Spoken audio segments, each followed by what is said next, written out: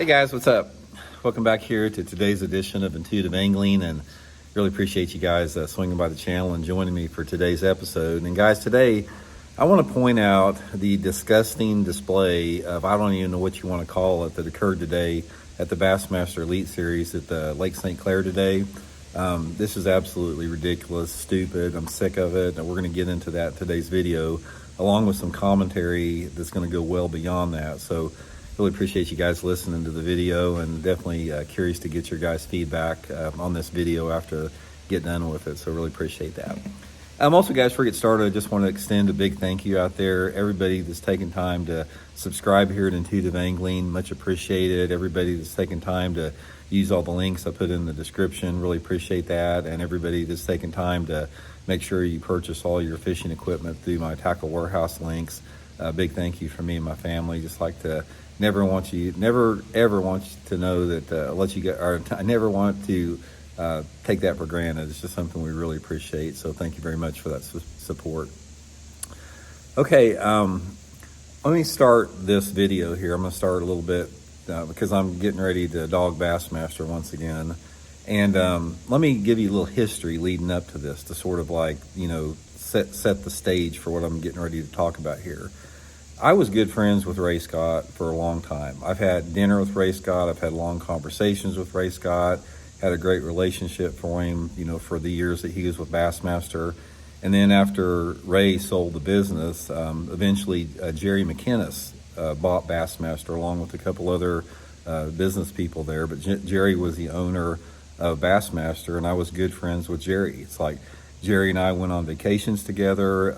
I spent 4 or 5 New Year's Eves at his house, spending the night with him at his house. He came to my wedding reception. The biggest smallmouth bass I ever caught in my life, I caught with Jerry McInnes. We were in a canoe together up in Canada.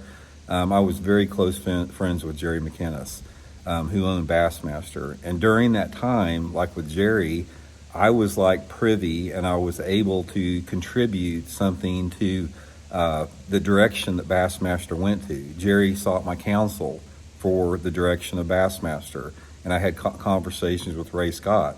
So a lot of people don't know that I had an integral part of working with Bassmaster for many years with Bassmaster.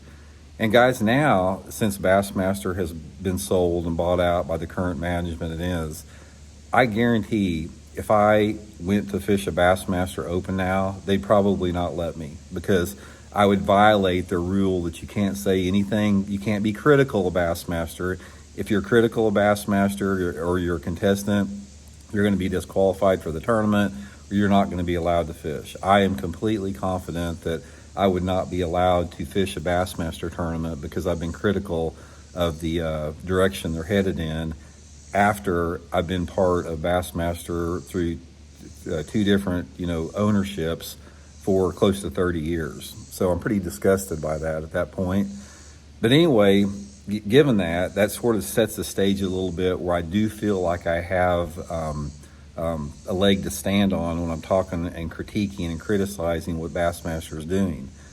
Okay, guys, if you had a chance to watch any or see any of the clips, I didn't watch any of it. I had people sending me clips of the Bassmaster Elite Series today on St. Clair.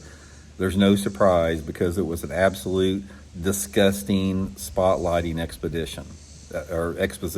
I mean, it's like we knew it was coming, but when you see the level of what it's at right now, where literally every single person in that particular tournament has their head glued to that damn live scope, and they can't take their head off the live scope. They can't take their head off that live scope even after a fish hits their lure, because that's how they know when to set the hook, as they see the fish hitting the lure on their video game screen. Now, what I want to talk about today is this particular tournament and the continuing transformation and degradation of the sport of bass fishing through live scope and forward facing sonar. I'm not going to let this lie, guys. I made it. Everybody says drop it, you're beating a dead horse. I will drop it, and I'll stop beating the horse when live scope is banned from the tournaments. And another thing about this, guys, I'll tell you one thing right now. I made a sort of not a commitment, but I basically did a video about 9 months ago saying I was not going to call live scope and forward facing sonar cheater box anymore, because a lot of people took that bad. A lot of people got offended by it. But after analyzation and thinking about it in detail, I'm going to start calling it a cheater box again, because it is a cheater box. You know why? Because it's illegal in NPFL, so therefore it's legitimate to say that a live scope and forward facing sonar is a cheater box at NPFL and a lot of other tournament organizations across the country. So I think that's a legitimate terminology for something that has taken away all the mystery and magic away from fishing. So let me explain to you guys a little bit about what's going on at Lake St. Clair. I have fished Lake St. Clair a lot. I was there at the very first Bassmaster they had back in the early 90s. I fished up there dozens of different times. And Lake St. Clair is arguably one of the top smallmouth fisheries in the country, for sure. There's so many quality fish up there, it's unbelievable. And what you have on Lake St. Clair is most of the smallmouth there, they get out on these big flats on the lake. Now, some of these flats have a little bit of grass on them. Some of them are just rock, but they're pretty featureless. It's just a flatter bottom. You're not really fishing breaks or drop-offs. There's not really any of that there. It's just rocks and boulders and grass. And in the past, prior to the cheater box, you would get out there and you'd get out on these big grass flats or these big open flats, and you just cover water and you drift through these things. For example, you may make one pass down a 200 or 300 yard flat in 5 foot of water, and then crank up the motor and come back down the same flat in 7 to 8 foot of water, and then crank up and come back down the same flat in 9 to 10 feet of water until you located the depth that the fish were in. You were fishing to find fish, which that is what bass fishing is. That's what makes it special, is when you're actually fishing to find fish. Now, nobody fishes like that anymore. They basically get in those same key areas, the boulder areas, the flats, the grass areas. They put that stupid live scope on there, and they just scan those flats until they see some smallmouth. Then they just sit there and target them and harass those smallmouth until those fish bite with a forward-facing minnow or a drop shot or whatever, or swim bait or whatever they're going to use out there. It's not fishing. The entire concept of fishing to find fish is gone. All it is now, it's been relegated and it's been degraded to just nothing but video game fishing. That's a cliche that you hear about it, but there's a lot of truth to cliches. And that is what it is. It's video game fishing, or it's video game, it's not even fishing, it's video game catching. So what we have seen, and this is one of the reasons that I'm disgusted with Bassmaster now, because when I was having these talks and friends, and Jerry McInnes and Ray Scott and I were sitting down talking about Bassmaster, I felt the organization was in good hands. These were serious people. These were people that had critical thinking skills. These were people that they were visionaries. They had the ability to look into the future, and they had there was an awareness of the heritage within Bassmaster and the responsibility that they had to carry on that legacy. You don't have that anymore, guys. Bassmaster, over the past 3 years, through the management decisions, has been degraded to something that's not even recognizable anymore. They have effectively weeded out every aspect of what traditional bass fishing is. They're in the process. All the older anglers are retiring, they're getting out of it. The average age for the anglers now are in their early to mid-20s. Before, they were in their 40s.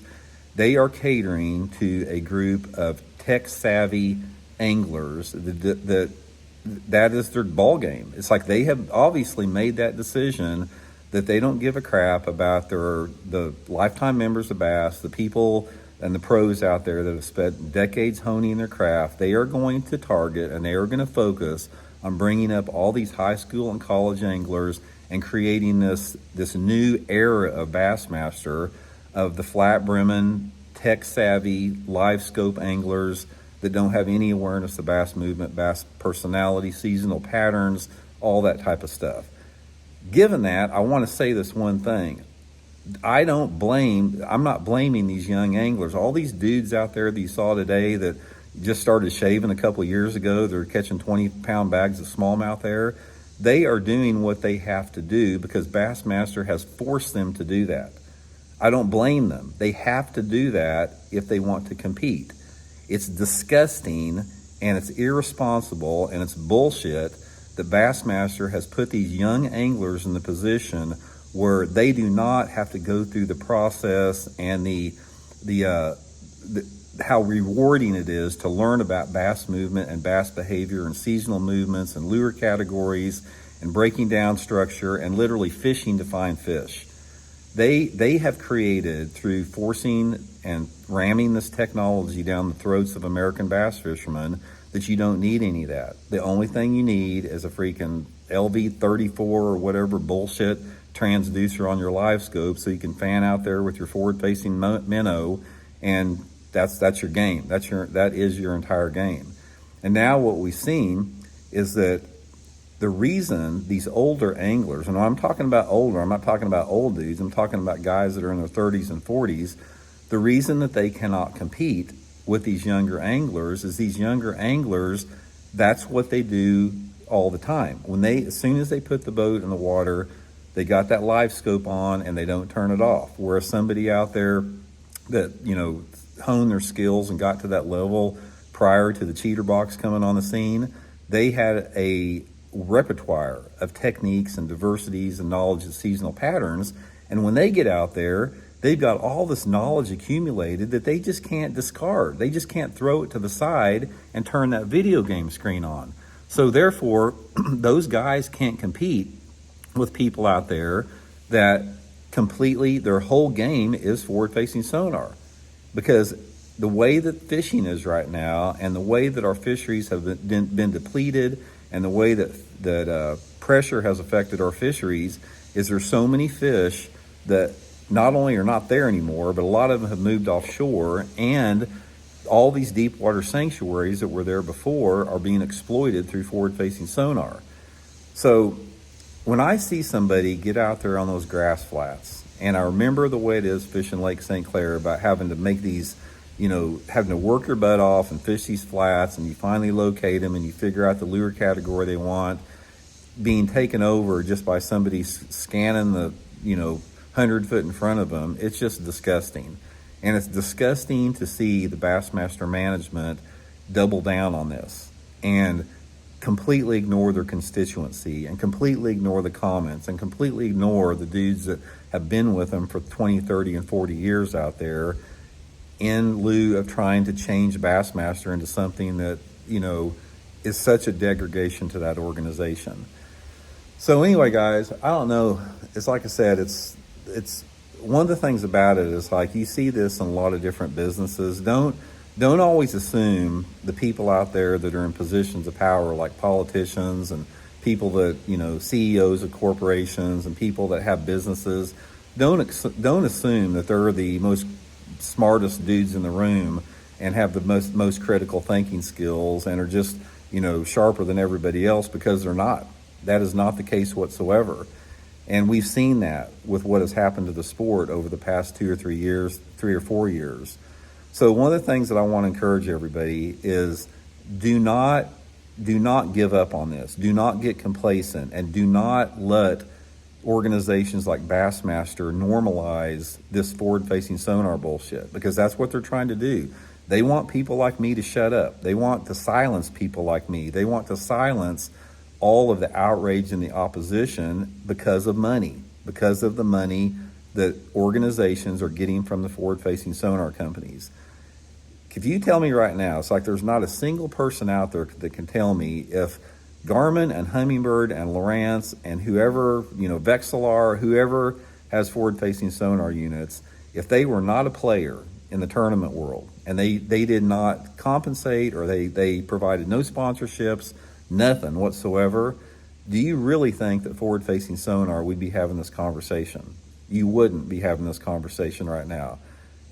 The outrage against forward-facing sonar would have taken over because there was no financial vested interest into keeping it in the tournaments. Never forget that, guys. Never forget that money corrupts. Money corrupts everything, and that's what we've seen here right now. And for people like myself, and for people out there, the millions of other bass anglers out there that are concerned about the future of the sport, the direction it's headed, the future sustainability, everything that makes fishing magical and wonderful and mysterious, all of us out there are aware of that. And don't ever give up. Don't ever get complacent. Don't ever think that your voice doesn't matter. And do not let the vocal minority win on this. We got to keep the pressure on all the time.